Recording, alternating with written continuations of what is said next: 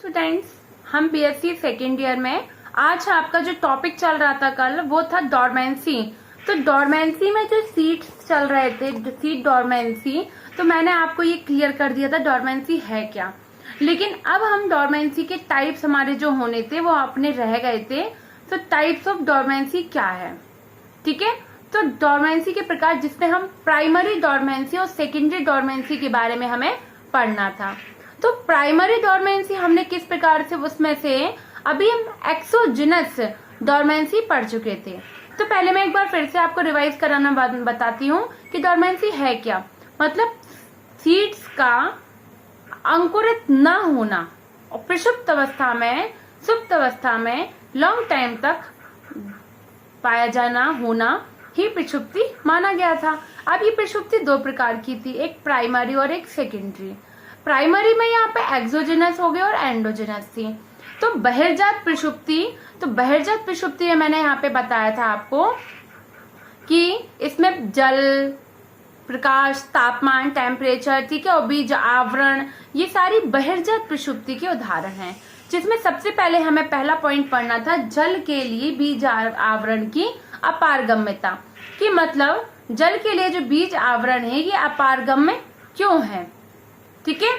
तो विलियम्स जो साइंटिस्ट थे, विलियम्स, उन्होंने बताया किंतु यह बीजों के अंकुरण के लिए विलंबन का सबसे महत्वपूर्ण कारण है, जिसके फलस्वरूप नवोद्भिदों के उत्पाद में देरी हो जाती है। मतलब विलंबन मतलब देरी, ठीक है। अनेक जातीय कुलों जैसे फेवेसी, चिनोपोडियेसी, लिलियेसी जल की अपारगम्यता प्रमुख होती है। मतलब जल के लिए ये जो सीड्स होते हैं ये बहुत जल्दी इसमें पारगम्यता नहीं होती है और ये सीड को भेजते हुए अंदर नहीं जा पाता है जल, ठीक है। तो ऐसी चीजों के कारण क्या होता है, जल के अंदर जब जल नहीं जाएगा सीड के अंदर तो वो अंकुरित कैसे होगा, है ना। तो इसीलिए पर्यावरण के बीजावरण की जल की अपारगम्यता को प्रभावित करता है, किंतु यह प्रभाव, इस प्रकार प्रभाव का अधिक अध्ययन न किया जा सका। स्पष्ट है कि अनेक जटिल पर्यावरणीय अन्योन क्रियाओं जैसे जलवायु, मृदा की दशाएं, बीज के परिवर्धन के समय तथा बीज के परिपक्वन के समय बीज आवरण को जल के लिए अपारगम होने के लिए सहायक होते हैं। कृषि में जिन बीजों में इस क्रियाविधि द्वारा प्रसुप्ति प्रदर्शित होती है कठोर बीज कहलाते हैं। ऐसे बीज क्या कहलाएंगे, कठोर बीज कहलाते हैं, ठीक है।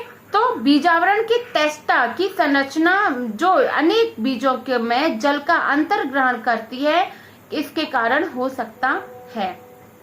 टेस्टा का एक स्तर पैलिसेड जैसी कोशिकाओं का बना होता है, बाहरी स्तर मोटी भित्ति का बना होता है तथा मोम जैसा क्यूटिकुलस पदार्थ का स्तर चढ़ा रहता है। लिग्यूमेन, सुब्रेन, क्यूनेन, लिग्नेन का जमाव भी मान सकते हैं। तो इसी प्रकार से आप पॉइंट में जल के लिए बीज आवरण की अपारगम्यता का टॉपिक आप लिख सकते हैं विथ एग्जाम्पल, ठीक है।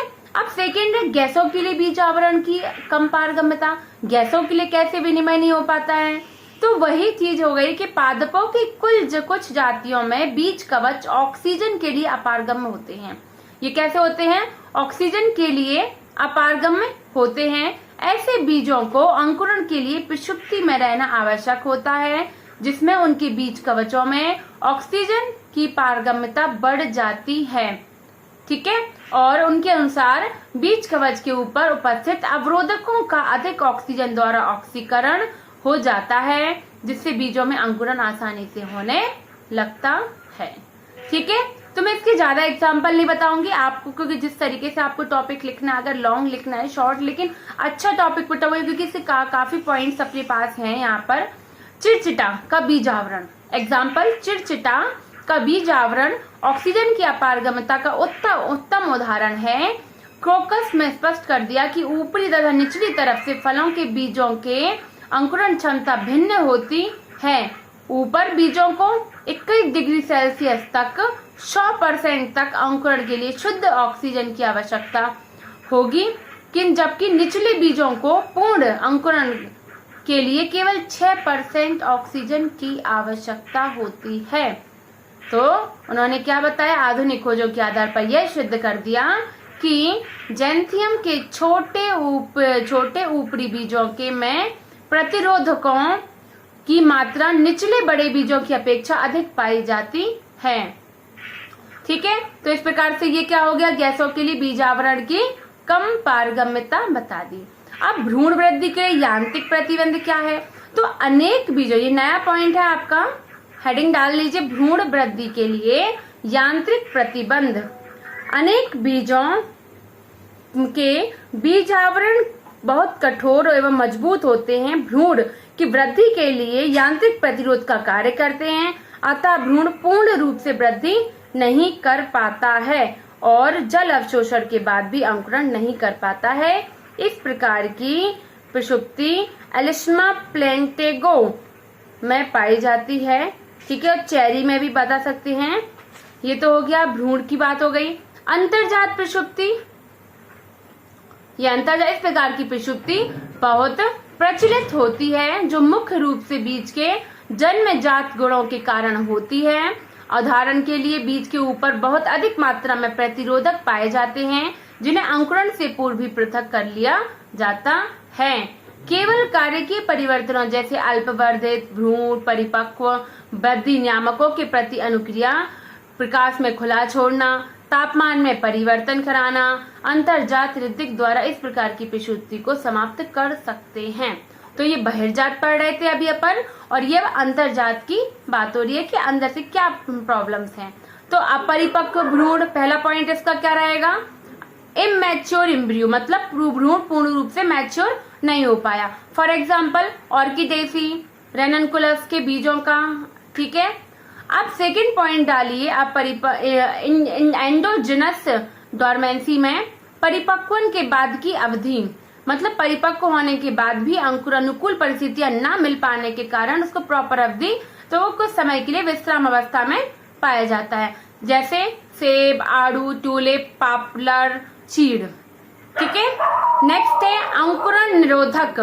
अंकुरण निरोधक में यहाँ पे क्या है, बीजों में विभिन्न प्रकार के रासायनिक पदार्थ पाए जाते हैं। इनमें से कुछ पदार्थ वृद्धि में सहायक होते हैं तथा कुछ रासायनिक पदार्थ अंकुरण निरोधक का कार्य भी करते हैं। फॉर एग्जाम्पल अमोनिया, कॉमरिन, पैरासोर्बिक अम्ल होते हैं।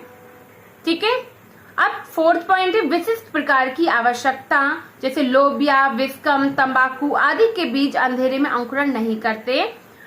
लैक्टुका सेटाइवा के बीजों के अंकुरण के लिए लाल प्रकाश की आवश्यकता होती है। तो ये विशिष्ट प्रकार का प्रकाश कहलाया। तो हम हेडिंग में क्या है, विशिष्ट प्रकाश की आवश्यकता।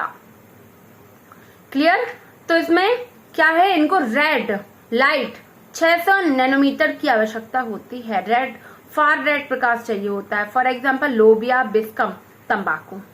ठीक है, अब 5 पॉइंट है शीतन आवश्यकता। शीतन की आवश्यकता होती है, मतलब चिलिंग टेम्परेचर। आड़ू, बेर, चेरी को 5 डिग्री शीतन आवश्यक अवस्था में ही अंकुरण होता है, 0 से 5 डिग्री। औक के बीजों को एपिकोटाइल प्रसुप्ति पाई जाती है, मतलब इसे एपिकोटाइल की प्रसुप्ति पाई जाती है। ठीक है, तो ये तो हो गई अपनी प्राइमरी, सेकेंडरी, और जिसमें से आपकी एक्सोजिनस, एंडोजिनस प्रकार की प्रसुप्ति यहाँ पे क्लियर है।